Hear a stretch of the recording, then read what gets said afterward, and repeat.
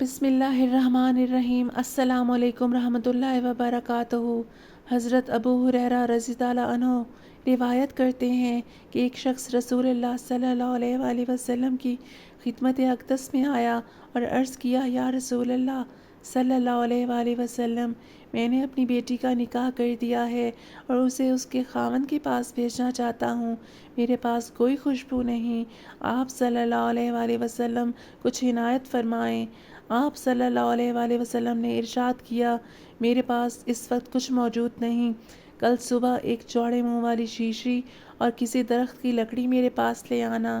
دوسرے روز وہ شخص شیشی اور لکڑی لے کر حاضر خدمت ہوا۔ آپ صلی اللہ علیہ وآلہ وسلم نے اپنے دونوں بازوؤں سے اس میں اپنا پسینہ ڈالنا شروع کیا یہاں تک کہ وہ بھر گئی۔ پھر فرمایا کہ اسے اپنی بیٹی کے پاس لے جاؤ اور اپنی بیٹی سے کہہ دینا کہ اس لکڑی کو شیشی میں تر کر کے مل لے۔